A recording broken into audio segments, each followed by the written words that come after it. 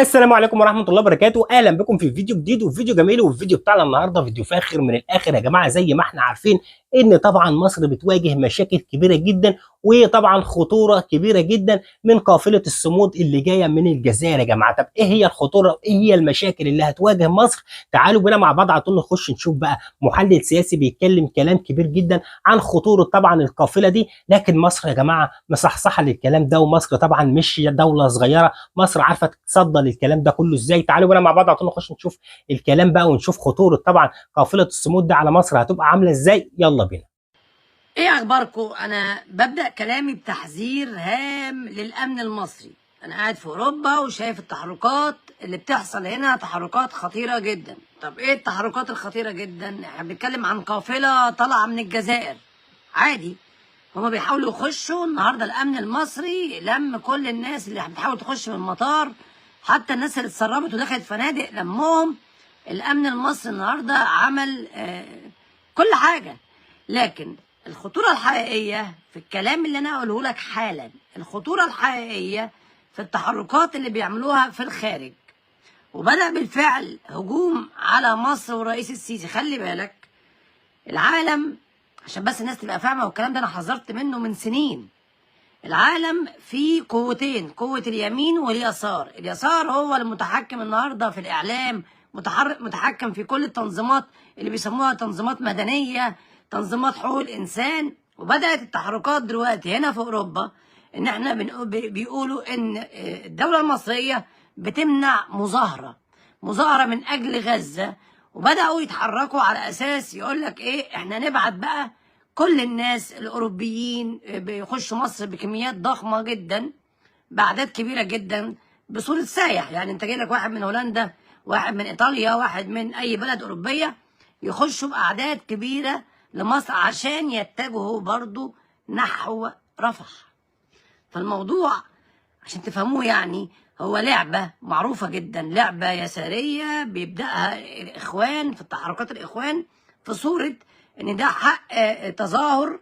واللعبة واضحة جدا، لعبة خطيرة جدا يا جماعة.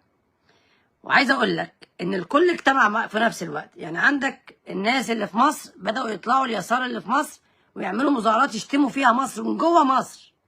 وعندك الناس اللي طالعة من الجزائر وتونس وجايين من ناحية شمال أفريقيا. حاليا بيحاولوا كمان يحركوا ما يسمى بين قوسين النشطاء اللي موجودين في فرنسا وهولندا وألمانيا وكل دول العالم. أنا عايز أقول لك إن في ناس هتتحرك من جنوب أمريكا. الكلام ده مش بقوله لك عشان أنا خايف إن مصر مش هتعرف توقف الكلام ده. مصر تقدر توقف كل الكلام ده. بس عايز أفهمك إن اللي بيحصل ده شبيه تماما باللي حصل قبل كده معانا. فكرة الضغط الإعلامي من غير أنا بقول لك إنك هتشوف الفترة اللي جاية هجوم إعلامي على الرئيس السيسي لا تتخيله. خلي بالك، خليني أبدأ لك بحاجة واسمعها كويس قوي وركز فيها. بص يا جماعة، CNN بتقول إن في نشطاء مهمين، منهم ناس زي حفيد نيلسون مانديلا جاي عايز يجي. واحدة اسمها هالة رايت، دي كانت دبلوماسية أمريكية استقالت من أجل غزة، عايزة تيجي. أنت متخيل الكلام دوت؟ يعني الناس دي عايزة تخش مصر عشان نفس القصة. وقالوا إن هم اتعرضوا لاحتجاز. ده جم مصر بالفعل واتعرضوا لاحتجاز وترحيل من مصر مع نشطاء من دول، من تونس والمغرب والجزائر، كولومبيا. في ناس جاية من كولومبيا وحتى من أوروبا، وجاي وفد من فرنسا ونشطاء من سويسرا وأمريكا اللاتينية. القصة بتبدأ بمجموعات بيسمى العرب اللي معاهم جنسية أوروبية. يعني عندك مجموعة عربية معاها جنسية أوروبية، بعد كده هيجي لك أوروبيين، ما يسمى النشاط يا جماعة.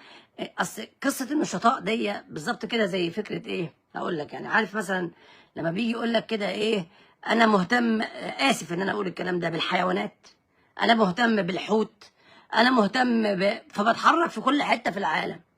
فدي لعبة كبيرة وخطيرة جدا. وهم بعاد عن أي أفكار سياسية. ممكن يكون فيهم ناس فعلا فاكرين الموضوع حاجة حقوقية عادي جدا، لكن المشكلة في الخطة اللي فوق. والخطة اللي فوق أنا هحكيها لك حالا دلوقتي. ركز معايا، لأن الكلام اللي بقوله النهاردة هو كلام خطير جدا، وعشان كده مصر كانت حذرة من الأول، لأن فاهمة اللعبة. كان حد يجي يقول لي وإيه يعني 5000 واحد يجي، وإيه يعني 7000 واحد يجي مصر؟ يا حبيبي ما هو اللعبة مش ال 3000 وال 4000، اللعبة لو أنت فتحت الموضوع ممكن يخش لك مئات الآلاف، وتبدأ هنا ما يسمى الدعوات للتخريب داخل مصر. وهقول لك الدعوات اللي بدأت بالفعل. الأول يا جماعة لو سمحت، الكل يا جماعة، احنا مفيش هزار خلاص. الكل يعمل إعجاب عشان يوصل لأكبر عدد، الكل يعمل شير، والكل يكتب تحيا مصر دي 100 مرة. خلينا النهارده نوصل لأكبر. أنا عايز أشوف النهارده 100000 لايك، عايز أشوف 10000 شير، عايزين نوصل لكل الناس النهارده بأي طريقة. اسمعوا الكلام اللي هقوله ده عشان الكلام ده خطير جدا جدا. بص يا جماعة، بدأ الكلام بقى يكون ايه؟ بجاحة، مش كلام اللي هو احنا جايين مصر ومصر تمنعنا ليه واحنا جايين عشان غزة. لا، النهارده ايه اللي قاله بقى؟ بص يا سيدي، الكلام اللي اتقال من جوه القافلة دي. نبيل الشنوقي ده المتحدث باسم قافلة الصمود ده قال لك ان لازم الاول نحرر مصر، كلام الوسخ بتاع الاخوان، نفس الوساخة بتاعت الاخوان، قبل ما نحرر غزة. يعني انت عشان تحرر غزة نفس الكلام الزبالة اللي سمعناه في السنين اللي فاتت كلها، نفسه هو، لأن هي جماعة واحدة وفي النهاية كله بيخدم على التاني. طيب إيه كمان؟ المذيعة الجزائرية الإخوانية المعروفة خديجة بن جنة قالت لمصريين استقبلوا القافلة. أنا مش عايز أقول كلام قبيح، أنا عندي كلام قبيح كتير جدا جوايا مش قادر أخرجه يا جماعة. الكلام وصل لاستعباط واستهبال عدى كل الحدود. طيب الشيخ بقى الإخواني السافل اللي اسمه محمد الصغير، اللي النهارده شتم مصر وشتم الشعب المصري بالكامل، شتمه كده، قال لك الشعب الكذا والشعب الكذا، شتيمة مباشرة. هذا السافل الإخواني الزبالة اللي اسمه محمد الصغير ده شتم الشعب المصري كله النهارده، وبرضه بيدعو الناس إن هي تخش تغزو مصر. عملية غزو، ده عملية غزو مش عملية حقوق إنسان ولا الكلام ده كله. إحنا بنتعرض لعملية غزو ناعم يا جماعة، اسمه غزو ناعم. طب إيه كمان؟ بص يا سيدي بقى، نظام المهدوي ده أوسخ كلام اتقال، اللي هو رئيس تحرير جريدة الوطن الجزائرية الإخوانية، قال إيه على الجيش المصري؟ شوف السفالة والانحطاط. قال لك إن الجيش المصري أكثر جيوش العالم خزيا وعارا، وكبار قادته، مش عايز اتكلم عن دول. هو احنا مش في اوروبا يا جماعه وبنشوفكم بتعملوا ايه في اوروبا، والتسول اللي في اوروبا والبهدله اللي في اوروبا، وبعد كده بتتهموا مصر ان هم ضربوا الاخوان؟ ده انتوا قعدتوا في معركه سنين طويله مع الجماعات الاسلاميه اللي خربت بلدكم، اللي دمرت بلدكم. ان كنت انتوا ولا التناوسه كمان، التناوسه يقول لك انت حمست الاخوان. طب وانت يا حبيبي ما حمستش الاخوان، ما كل الاخوان عندك محبوسين بعد ما خربوا بلدك. سفالة وانحطاط أنا ما شفتوش في حياتي. ادي الناس اللي عايزين يخشوا الارض المصريه، واحد بيتكلم باسم القافله وبيشتم مصر قبل ما يخش بروح امه. ايه ده؟ ايه احنا وصلنا لايه بالظبط؟ انا مش فاهم. طيب تعال نكمل. بيقول لك ايه بقى؟ بيقول لك ايه السافل اللي هو رئيس تحرير الوطن، بيقول لك ان صغار ضباطه يعيشون اذلالا غير مسبوق، وان السيسي حولهم الى بائعين للجمبري والكحك. شوف ايه رايك في السفاله دي يا جماعه؟ مصر، هقول ايه بس؟ انا عايز بس افهمك ايه الهدف من كل ده. الموضوع ببساطه ان جماعه الاخوان بذراعها العسكري حركه سماحه اتمسخرت واتضربت بالجزم وقاعدين تحت زي الفيران تحت الارض الحركه كلها.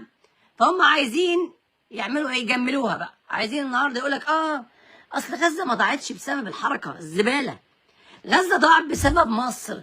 غزه ما ضاعتش يا جماعه بسبب الاخوان، لا، ده احنا شايفين احنا عايزين نخش وهنحارب اسرائيل بس مصر منعانا. غزه ما ضاعتش بسبب 7 اكتوبر، بالعكس دول ناس 10 على 10 اللي هم راحوا ضربوا اسرائيل، وبدل ما يحموا اهل غزه او يفضلوا جوه اسرائيل رجعوا لغزه وقعدوا تحت الارض زي الفيران. وفي النهايه كل غزه بدات تتقتل لحد النهارده. اهل غزه النهارده 24 ساعه بيسبوا ويلعنوا في الحركه، وبيسبوا ويلعنوا في هذا التنظيم المقرف اللي اسمه تنظيم الاخوان. هو ده اللي احنا عايشين فيه حاليا، هو ده اللي احنا فيه ماشيين فيه طول الوقت دلوقتي. طب انت ايه رايك في الكلام ده؟ اكتب لي رايك لو سمحت، الكل يكتب رايه عشان انا مش شايف التعليقات للاسف، بقراها بعد كده تعليق، وخلينا نكمل مع بعض. بص يا سيدي، طبعا النهارده مصر لمت كل اللي جم شويه اتراك على مغاربه على تناوسه على جزائريين دخلوا مطار القاهره، اتاخدوا كده من قفاهم كلهم وهوب لف ارجع، قال لك انا معايا باسبور هولندي، انا معايا باسبور هولندي. قال لك انت وابوك وهولندا على فرنسا، يلا يا حبيبي انت هو اتكل على الله، لف وارجع تاني انت والبلد اللي انت جاي منها. وده بيدل ان مصر ما بتهزرش. طيب ايه كمان بقى؟ تعالى نشوف ايه كمان حصل. تعالى نشوف خالد يوسف. طبعا النهارده حركه اليسار اللي هي يعني بالنسبه لي اللي في مصر ازبل من دول انهم عايشين جوه مصر، طلعوا والشاب سبوا مصر من جوه مصر. هقول لك النهارده اللي حصل. خالد يوسف وده ناصري معروف ويساري، ورغم كده طلع فضح الجماعه دول. قال لك ايه؟ قال لك القافله كانت ناويه تدخل مصر من لغزه، وطلبوا من ناس في اليسار المصري موافقه الحكومه المصريه من 10 ايام، وعرفوا ان الحكومه المصريه رفضت، ومع ذلك قال لك احنا جايين. واللي كان منسق ليهم كمال ابو عيطه بلغ الحكومه المصريه وكان وزير سابق وقالوا له لا مش هينفع، ومع ذلك قال لك احنا رايحين مصر مفيش اي مشكله. القصه كلها هو احراج مصر بسفاله غير عاديه. طيب بصوا يا جماعه، طبعا مصر رحلت كل الناس دي بدواعي امنيه والقصه دي كلها. مين بقى اللي مع القافله من داخل مصر؟ طبعا شله طنطاوي كلها، احمد طنطاوي، شله اليسار كلهم النهارده اللي اسمه احمد دومه ده اللي حرق المجمع العلمي، واقفين دلوقتي على سلم نقابه الصحفيين بيشتموا مصر، بيشتموا مصر، مش هزار.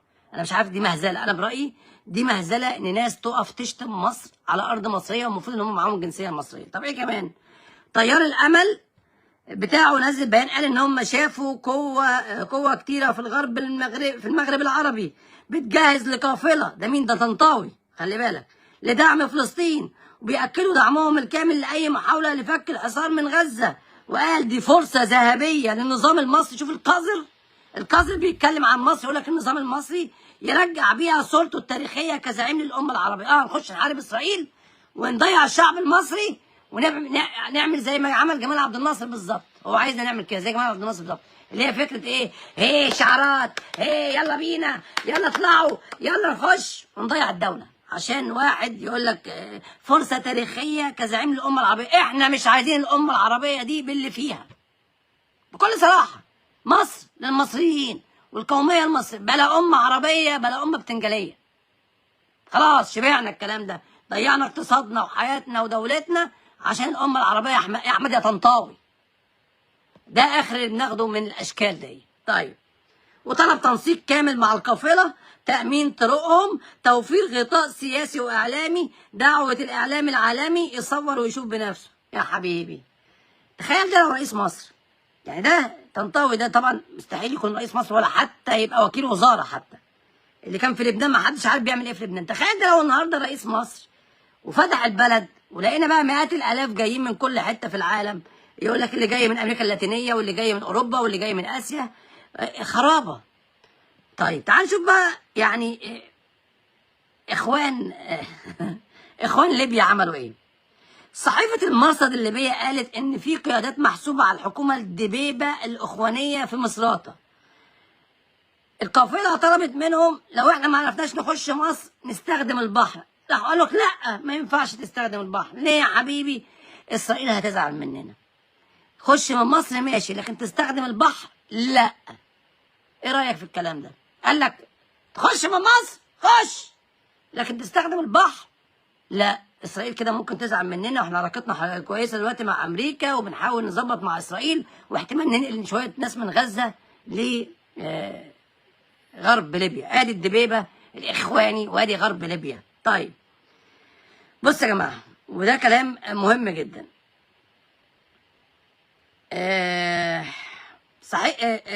حماس، تعال نشوف حماس بتعمل ايه. بيقول لك هل حماس قامت بتقديم اي شيء لاهل غزه الفتره اللي فاتت دي؟ علاج او ايجار بيوت او رسوم دراسيه او رواتب، مع انهم معاهم مليارات. في عشرات الالاف من غزه في مصر حاليا، خلي بالك، بيتعالجوا وبياكلوا وبيشربوا وعايشين احسن عيشه وبيتعالجوا احسن من المصريين. والرئيس الفرنسي نفسه دخل وشاف الكلام دوت. ومع العلم ان قاده حماس اغلب الوقت موجودين في مصر وبيقعدوا في افضل الفنادق في مصر. وان حماس جمعت مئات الملايين من الدولارات ويمكن مليارات زي ما قلت لك باسم الشعب الفلسطيني، وكلها بتتوزع عليهم. ادي حماس، وادي حماس اللي قعدوا تحت الارض قاعدين زي الفئران وسابوا الشعب غزه يموت، وفي الاخر عايزين يلبسوا الموضوع كله لمصر. ده اللي احنا عايشين فيه. رساله بقى للجزائر، اخواتنا الجزائريين اللي بيكتبوا عندي تعليقات كتيره. الحقيقه يعني انا مستغرب، انتوا ملايين منكم سافروا اوروبا، هتقولي زي المصريين، صح، عندكم بترول وعندكم قصه كبيره، صح. الجماعات الاسلاميه دمرت بلادكم وخربتها وحاربتوها سنين طويله ومات عندكم مئات الالاف في الاحداث دي وما تتعلموش. طبعا مش بكلم الجزائريين كلهم، بتكلم الناس اللي ماشيين ورا جماعه الاخوان. وقناه الجزيره متحكمه في عقولكم برضه، ما بكلمش الجزائريين كلهم، بتكلم جماعه الاخوان بتاعت الجزائر او من يتعاطفوا مع الاخوان. امتى هتفوقوا؟ امتى هيكون عندكم مخ؟ الشعب المصري فاق. كان في مصريين كتير برضه مخدوعين في الاخوان. انتوا هتفوقوا امتى؟ لما قطر اللي ليها فضيحه اسمها قطر جت، اللي هي كانت بتتفق مع اسرائيل، قطر اتفقت مع اسرائيل تشويه سمعه مصر. وحضرتك بتتابع قناه الجزيره. لسه واحد جزائري كاتب لي امبارح ايه؟ قناه الجزيره دي هي اللي بتقول الحقيقه، قناه الجزيره هيها. يعني البلاد اللي في المنطقه حوالينا بلاد اسرائيل فيها داخله خارجه، خارجه داخل. مين؟ اليمن، مع احترامي لليمن يعني ليه ما بقتش بلد، سوريا، لبنان، وغزه. الجزائر والمغرب، الجزائر وتونس دول ناس ما لهمش دعوه بالقصه وبعاد وما بيجوش حتى القمه العربيه، فيسكتوا اساسا. يعني ما فيش غير دوله محترمه في المنطقه هي مصر اللي واقفه لكل ده، واحنا منتظرين حرب بين ايران واسرائيل تقوم في اي وقت. الحرب دي كارثيه على مصر، وفي النهايه انت تيجي تتكلم عن مصر، اللي يقول كلمه سيئه على مصر يتقطع لسانه وامه وابوه واهله يتقطع زي ما بيقولوا نسله. مصر لولاها كنت انتوا كلكم كده شويه رعاع، مع احترامي للجميع. يعني انا اسف يا جماعه ان انا كنت عصبي النهارده. وبكده يا جماعه نكون وصلنا لنهايه الفيديو بتاعنا النهارده. اتمنى طبعا الفيديو ده يكون نال اعجابكم. لو عجبكم الفيديو ما تنسوش تعملوا لايك الفيديو واشتراك في القناه عشان يوصلكم كل جديد. وربنا يحفظ مصر يا جماعه من المشاكل ومن الفتن ومن اي مخاطر بتحاول ان هي تهدد ارض مصر يا جماعه. وبلاش طبعا الشغل ده كله، وكل ده طبعا زي ما احنا عارفينه احنا عملناه قبل كده، وعملنا مظاهرات وطلعنا في كل الميادين ووقفنا وعملنا. الكلام ما بتحلش بكده، وما ينفعش طبعا يا جماعه ان كل الامور ديت يعني تيجي كده. ما عندكم البحر، روحوا اضربوا من لمه البحر. انت ايه اللي خلاكم تيجوا؟ بقول لكم ايه، الفيديو خلص، الفيديو خلص.